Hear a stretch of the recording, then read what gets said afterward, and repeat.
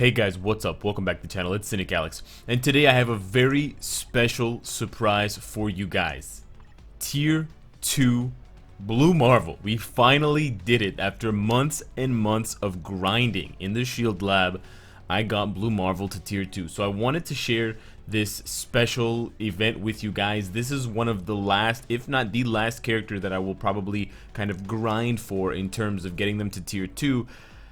Maybe ever, at least for the last 6 months that I can remember vividly, with both good feelings and bad feelings. So, you know, when you tell me that the game is hard, or when you say that things are difficult to grind and it takes months to get characters, I know what you mean because of this guy right here, because of Blue Marvel and the time it took me day in and day out collecting the antimatter from the shop, from the lab, and then going over to the processor. And if you were watching the live streams, you know the pain that I went through rolling 10 times, looking for 1 Blue Marvel bio, 2 Blue Marvel bios. So I wanted you guys to relive some of the most painful episodes of that process, and then we're gonna come back and talk about what my plans are for the character, what I can do now with my Shield Lab antimatter, and a couple of other things that I think are interesting.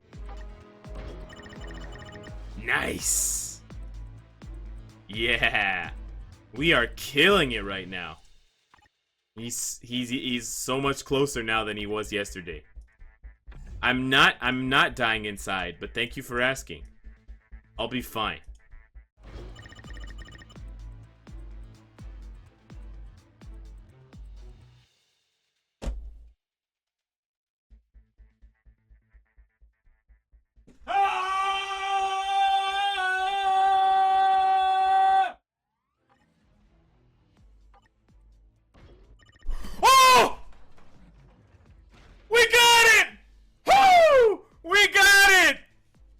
Yeah!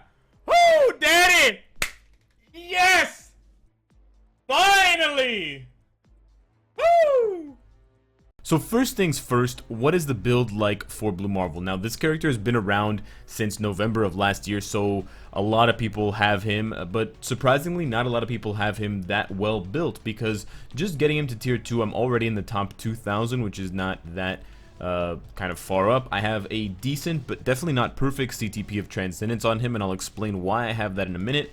I've got a pretty lame ISO 8 set, so that costs me a lot of points, and I'm surprised that I'm that far despite that. And then I have some 5-star, but also some 4-star, and then some 3-star and 2-star and 1-star Uru. So definitely not a great build by any imagination, but I guess just not that many people have him at Tier 2, and that also goes for Anti-Man and Nova. But I imagine that he is the most left behind of the three because he is the least kind of meta when we have that conversation. He's the tankiest, and he's one of the best for PvP besides Nova, but he just gets overshadowed by them because of things like ABX. Now, if I were to give you guys some really important advice, and this would be advice that I would have given myself 6 months ago when the Ultimates update came out. So this this only goes for new players or players who decide to make an alt account. How you should handle Blue Marvel and his biometrics is basically to not copy what I did. Basically, what I did was I completed stage 13.8, which is the last ultimate solution stage from the update for the ultimates, and when you complete this stage for the very first time, you get a CTP of energy and you get a 6-star Blue Marvel. Now, I went ahead and rushed and did it, and I was so happy, and I got a free 6-star character. That's great. Now, how do I get him to Tier 2? And that's when I realized that I had to do the Ultimates chest. I mean, I knew I already had to do the Ultimates chest, but there was really no other way. Netmarble didn't sneak another way into the update. There was no Shield Lab, nothing. And I wasn't going to buy a Mega Tier 2 ticket because I was really upset at the time, boycott, etc. So what I would recommend to you now is actually to do the reverse. Go to the Shield Lab, collect, oh yeah, definitely collect that, come back, collect that, roll the processor until you hit 10 bios of Blue Marvel, then use a Mega Rank Up ticket on him, which are much cheaper to get for crystals and much easier to get through other means, like pulling them from platinum boxes or giveaways or login events, stuff like that. And then once you have him at Tier 2, or at 6 stars, then complete chapter 13.8 to get those 256 biometrics, because if you have a character already at 6 stars, the game will reward you instead with 256 bios. Then you can use those 256 bios to springboard ranking up his gears, and you'll probably get most of them to 20 with maybe 1 or 2 left over that aren't there, and then from there you can go back and do the Shield Lab grind that I've been doing pretty much for the past 4 months straight, 3 to 4 months straight. To get his last gears, and then use a tier 2 ticket. I obviously used a tier 2 ticket because I didn't want to grind anymore, but it took me, I would imagine, anywhere from 3 to 4 months straight of using my antimatter that I was collecting every day, almost exclusively on Blue Marvel bios, and in the process, I also accrued a lot of Nova and Anti-Man bios. So you can see here the kind of excess. I pulled the processor so many times, I have more than 600 bios combined for Nova and Anti-Man. Just think of how many times I rolled 10 times in the processor to get Blue Marvel. And the other best way to illustrate how long I've been grinding this is the discrepancy, the gap in the numbers for my Nornstones. These other Nornstones are in the tens of thousands, some of them already over 20,000, and I've even sold a few thousand here and there to make up a bit more gold up. And I'm running on just over 1,000 of the Nornstones of Omnipotence because I spent so many of them rolling for Blue Marvel. So I just can't stress enough how relieved and happy I am, and I hope for those of you that understand and kind of like the grind, it's kind of like a spicy food that you eat. It burns and it doesn't feel nice, but it kind of does. The burn is a good burn. I'm kind of glad that this good burn is over. As far as the build goes, I think one of the biggest question marks is the CTP of Transcendence. I know that everyone recommends a CTP of Refinement, and I do as well, but I just wanted to try the CTP of Transcendence as kind of like a halfway. It's got the defense with the invincibility, but it's got more offense in the all attack and ignore dodge. And I was just curious to see, and I will be curious to see when I can test him out in the coming days and weeks, if he can maintain a reasonable amount of defense and kind of tankiness while being a more offensive threat, because I do notice that he's a little bit weaker in terms of the overall offensive capabilities, in terms of the damage numbers, than we might expect from one of the ultimates, you know, the kind of the triangle, the trifecta of Anti-Man, Nova, and Blue Marvel. So I wanted to see if there was a healthy middle ground. I may end up actually switching this for a CTP of Destruction or a CTP of Energy, just to really test him out finally. But I think when all is said and done, unless I somehow stumble upon a better build, or I just really like to wreck face with Blue Marvel, I'll settle down with one of the two CTPs of Refinement that I've saved for kind of OP defensive characters. Finally, I wanted to give you guys some tips in case that you've already moved on from Blue Marvel and you want to see what I'm going to be doing next. I'm pretty excited to be free from the shackles of using all of my antimatter on Blue Marvel, because I've been doing it for months now, and there's other things in the shop that I'm more interested in getting. Namely, I am looking forward to possibly upgrading my processor to be able to create uniform upgrade kits to accelerate the number of uniforms that I'm able to mythic.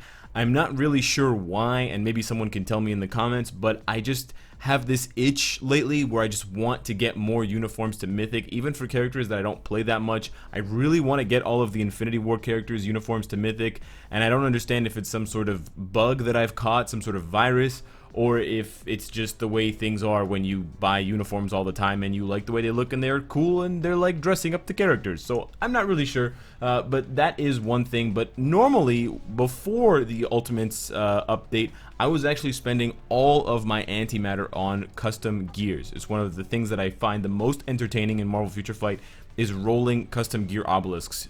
Guard Break Immunity, Max HP especially, those are my kind of favorites. But this is what I think I'll be spending a lot of my antimatter on now that I'm free from the Blue Marvel curse of the processor for universal characters.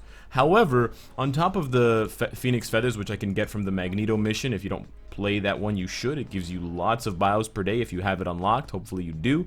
But more importantly, the Stark branded blueprints, and building up enough of those, because each pull costs me 3 100, and so I actually ended up running out right before the Ultimates update, and I had none. And I had obviously enough gear up kits, enough antimatter, enough phoenix feathers, but I was surprised to realize that, yeah, you got to go back and play regular story missions, and you're not going to get it from any story missions that include Uru, so you really have to start to micromanage again on certain resources that you never thought you would need more of. I haven't looked at the, chapter 1 to 10 resources, Norn Stones, of course, gear up kits, even those bios, in months, if not years, because I've had such a large surplus of them being a day one player and higher VIP to get more co-op rewards. But having said that, I've realized that I can kind of double dip in terms of where I'm collecting certain resources from, rather than just choosing a story mission at random.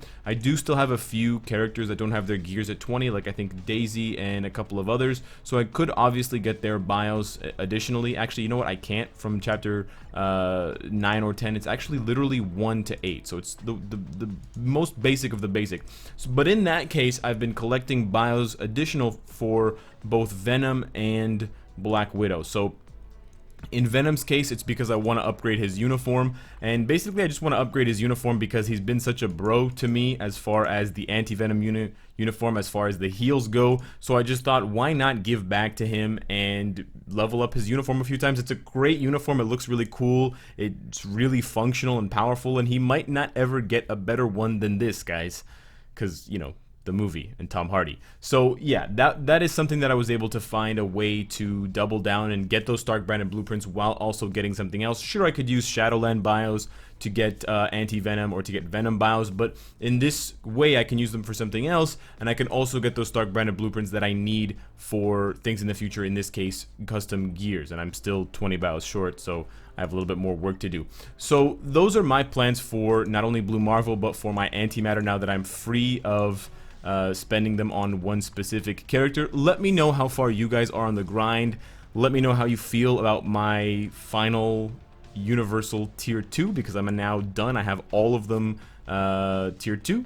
Subscribe if you enjoy the content and you want to support me. Hit the bell if you don't want to miss any of my content. And of course, if you like what you see, I hope to see you again tomorrow.